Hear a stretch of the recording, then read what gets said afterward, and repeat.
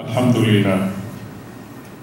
لله رب العالمين، والصلاة والسلام على أشرف الأنبياء والمرسلين وعلى آله وصحبه أجمعين. أما بعد، أوصيكم ونفسي بتقوى الله تعالى.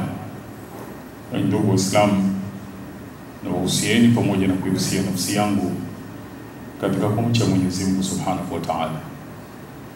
Kwani wajibata hoja wa Mwenyezi Mungu kuhusiana jambo lililo bora kabisa kuliko hili la kumcha Mwenyezi Mungu Subhanahu wa Ta'ala. Tunaposoma Qur'ani, Mwenyezi Mungu anatuelezea juu ya vipindi takriban 4 ambavyo sisi wanadamu tumepitia ama tunapitia.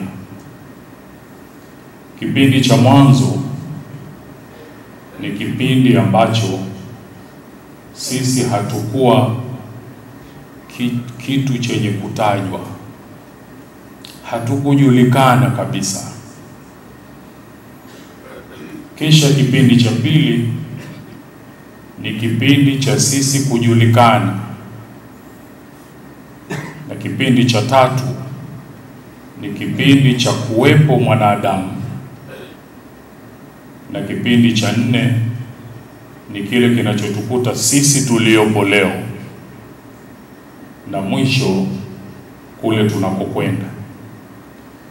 Cha mwanzo Mwenyezi Mungu anakieleza katika Qur'ani baada ya Bismillahirrahmanirrahim kwa kutuambia, hal ata ala al-insani hinun min ad-dahri lam yakun shay'an madhkura, kwamba sisi wanadamu, au kwa tafsiri nyingine baba yetu Adam,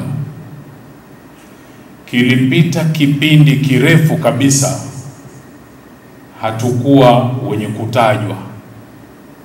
Kama vile Mwenyezi Mungu anatuambia viumbe waliokuwako wala hawakuwa wakijua chochote kuhusu kiumbe mwanadamu, muda mrefu ulipita. Baada ya hapo anatuhadithia katika Qur'ani kwenye suratul Baqara kwamba sasa mwanadamu anaanza kutajwa, na mtiririko huu una mafunzo kwetu sisi leo vile vile, mmoja mmoja, kwamba wewe hivyo unavyojiona ulivyo, kuna wakati hukuwa kitu chenye kutajwa, wala watu hawakuwa wakijua kama kutakuwa na mtu fulani. Kisha ima wazazi wawili wakaamua kuozesha watoto wao, au mmoja akamuona mwingine akampenda, ndoa ikafungwa, na pia ukapita muda fulani, ndio wewe sasa unaanza kutajwa. Kama tunavyoambiwa kule, hal ata ala al-insani hinu min ad-dahri lam yakun shay'an madhkura.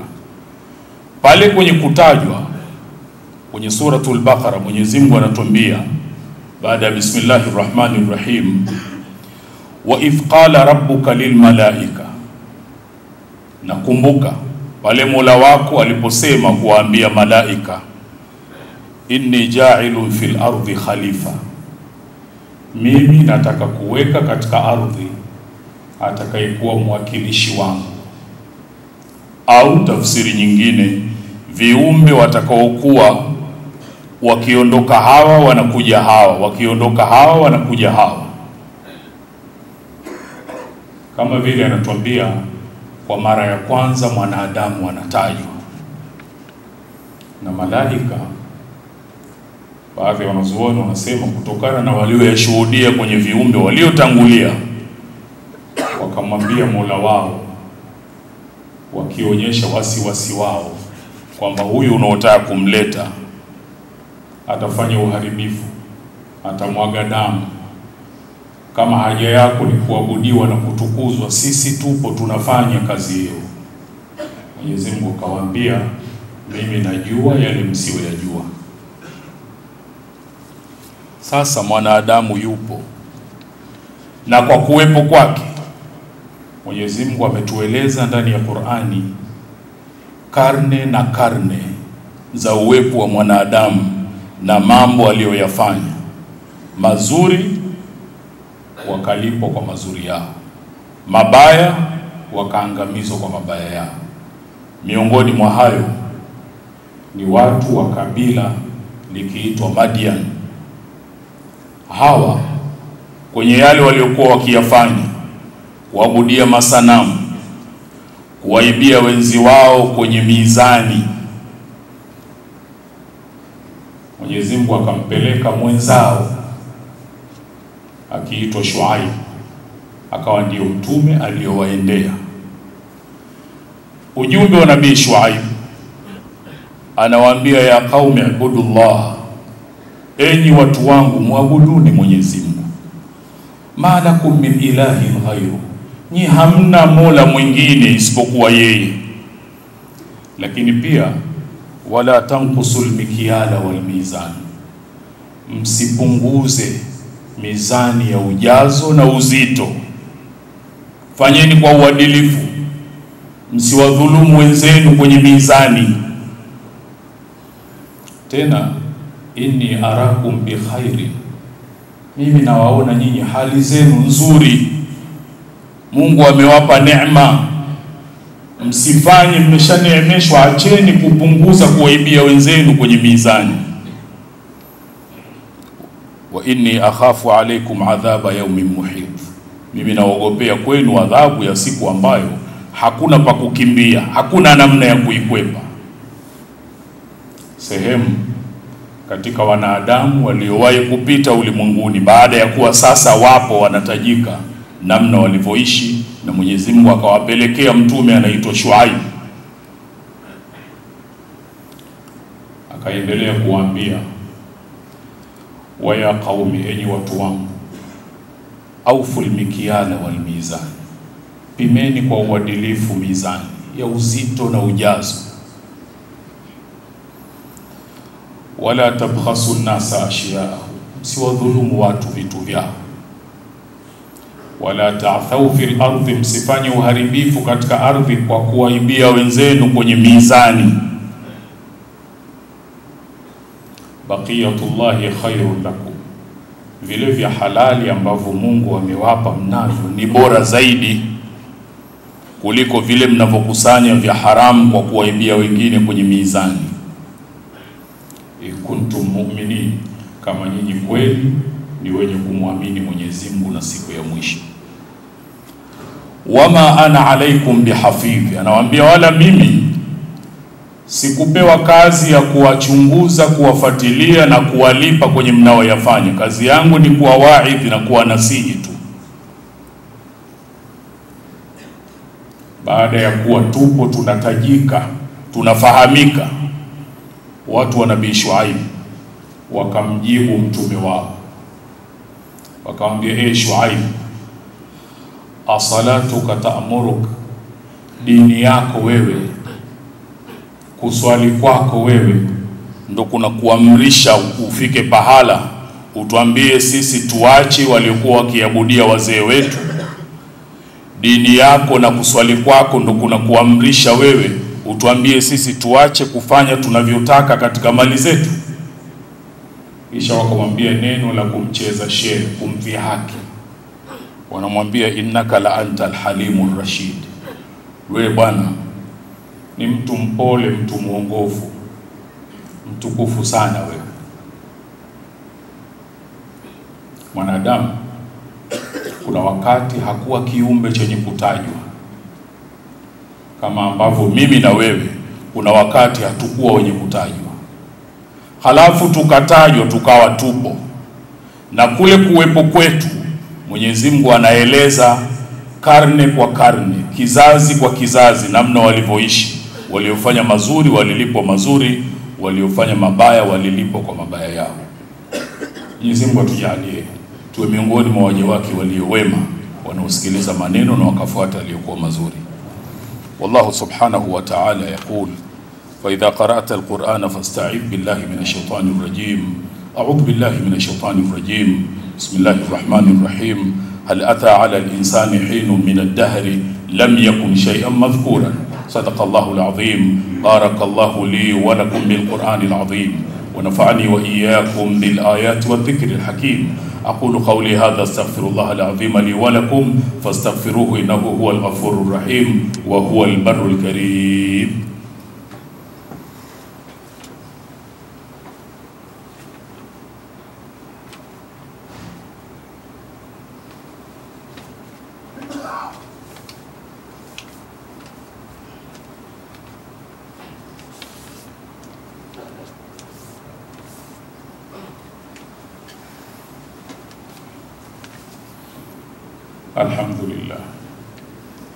الحمد لله رب العالمين والصلاة والسلام على أشرف الأنبياء والمرسلين وعلى آله وصحبه أجمعين. ما بعد أوصيكم ونفسي بتقوى الله تعالى. Ndugu Waislamu, na wahusieni pamoja na kuihusia nafsi yangu katika kumcha Mwenyezi Mungu Subhanahu wa Ta'ala. Kwani wajapata waje Mwenyezi Mungu kuhusiana jambo lililo bora kabisa kuliko hili la kumcha Mwenyezi Mungu Subhanahu wa Ta'ala. Mwenyezi Mungu ametueleza kuwa kuna wakati hatukuwa wenye kutajwa, hatukuwepo, kisha akatufanya kuwa sasa tupo, na anatueleza wale waliotangulia waliishije na yeye alilipaje. Kwenye yale ambayo wao waliishi kuna mambo ya sisi kujifunza na kuzingatia. Kwa watu wa Madian, mtume wao Nabii Shuaib, bwana huyu Mwenyezi Mungu alimruzuku mali, lakini pia alikuwa ni mtu mwenye kufanya ibada.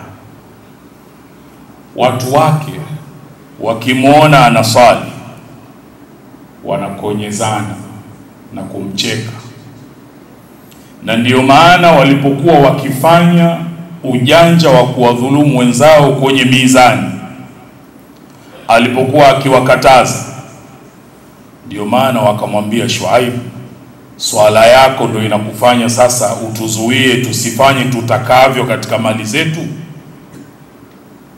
Karne nyingi sana zimepita, maneno haya yamesemwa, lakini bado yanatumika mpaka leo. Inawezekana umeajiriwa pahala, inawezekana unafanya biashara na wenzako, biashara fulani, wote wamekubaliana kufanya kisichofaa ambacho Mungu hapendi na haridhii, wewe unakataa.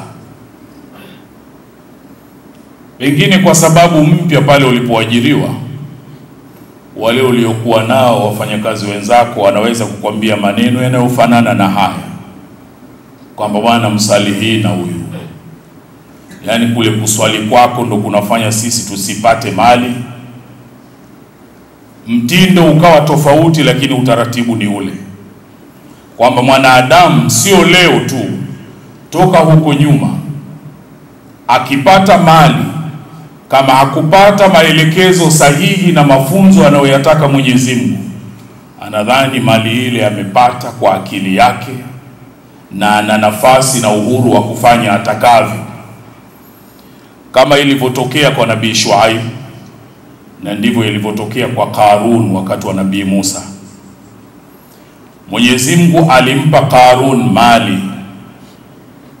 Mwenyezi Mungu anatuhadithia katika Qur'an kwenye suratul Qasas, kwa mali aliyopewa wakatokea watu wake kumpa nasaha, mawaidha. Wanamwambia kwenye mali hii, wabtaghi fima ataka Allahu dara al-akhirah, tumia mali hii kutafuta radhi za Mwenyezi Mungu, lakini wala tansa nasibaka min ad-dunya, usisahau kutumia mali hii, sehemu ya mali hii katika maisha yako ya dunia, kwenye yale unayoyapenda ambayo ni ya halali, hayamuudhi Mwenyezi Mungu, hiyo usisahau. Lakini wa ahsin, nafanya wema kwenye mali hii kwa kutumia katika kheri, kuwasaidia wasiojiweza, kama ahsana Allahu ilaik, kama Mungu alipokufanyia wema wewe akakupa zaidi kuliko wengine. wala tabghi alfasada fil ardh, usifanye uharibifu kwa mali hii katika ardhi, kwa kutumia mali hii ukaharibu watu wa wengine, ukaharibu watoto wa watu, ukafanya mambo yasiyofaa. Inna Allah la yuhibbu almufsidin, Mwenyezi Mungu hapendi wanaofanya uharibifu. Suratul Qasas aya ya 77. Alipoambiwa maneno haya Qarun akawajibu, innama utituhu ala ilmin indi, mimi nimepata mali hii kwa sababu Mwenyezi Mungu katuangalia sote akaniona mimi ndo ninastahiki kupata, sio nyinyi. Mimi nimepata mali hii kwa sababu Mungu kaona mimi ndo nina akili zaidi na nina uwezo kuliko nyinyi. Mwenyezi Mungu anasema, awalam ya'lam, hivi hakujua Qarun anna Allah qad ahlaka min qablihi min alquruni man huwa ashaddu minhu quwwatan, hivi hakujua Qarun kwamba hapa ulimwenguni Mungu amewaangamiza kwenye karne zilizopita waliokuwa na uwezo zaidi na mali zaidi kuliko yeye. Wanazuoni wakafasiri, usiangalie kuangamiza tu, tizama kuwa walikuwepo na sasa hawapo. Na inawezekana walipokuwepo wale, wewe ulikuwa unatamani na wewe uwe kama wale, lakini sasa hivi wewe ndo unamiliki sehemu ya mali zao baada ya wao kuondoka zilipouzwa. Qarun hakujua haya, kwamba Mwenyezi Mungu amewaondosha waliokuwa kabla yake, walikuwa zaidi yake. Mafunzo katika historia Mwenyezi Mungu ametuwekea ili tujifunze, tusiwe kama wale, tusidharau, itufanye tuwe wanyenyekevu mbele ya Mwenyezi Mungu. Vyovyote tulivyo leo, kuna wakati hatukuwepo, na kuwepo kwetu leo pengine ilikuwa ni maamuzi ya wazazi wawili tuwaozeshe watoto wetu, ndio maana tupo. Na hilo litufanye kila tulicho nacho tutumie kutafuta radhi za Mwenyezi Mungu. Tusisahau sehemu yetu katika dunia kwa kutumia katika halali. Mwenyezi Mungu anatueleza katika Qur'an yaliyopita ili tujifunze. Anatuambia, kam taraku min jannatin wa uyuni, wale waliopita wakaondoka wameacha vingapi katika mabustani na chemchemu walizokuwa wakizitumia kustarehe. Wa zuru'in wa maqamin karimin, mashamba na makazi yaliyokuwa yakivutia yanapendeza. Wa na'matin kanu fiha fakihin, na neema mbalimbali walizokuwa nazo ambazo walikuwa wanazitumia wameondoka, wameziacha. Baada ya wao kuziacha, nini kimetokea?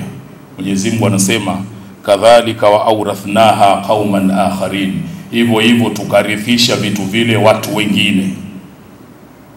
Haya lengo lake tusisahau kusimama katika njia anayoipenda Mwenyezi Mungu na kuiridhia. Tujifunze kwenye yale yaliyopita, yaliyopo, lakini pia tuzingatie kwenye yanayokuja. Yepi? Mwenyezi Mungu anatuambia katika Qur'ani, ya ayuhan nasu taqu rabbakum, enyi watu muogopeni Mola wenu, wakhshaw yawman, na muiogope siku ambayo la yajzi walidun an waladihi shay'an, la yajzi walidun an waladihi, siku ambayo mzazi hataweza kumsaidia mwanawe, wala mauludun, wala mtoto huwa jazin an walidihi shay'an, hataweza kumsaidia mzazi wake kwa chochote. Inna wa'dallahi haqqun, hakika ahadi ya Mwenyezi Mungu ni ya kweli. Fala taghurrannakumul hayatud dunya, usikudanganyeni uhai wa dunia. Wala yaghurrannakum billahi gharur, wala sikudanganyeni kwa Mwenyezi Mungu yule aliyemdanganyifu mkubwa.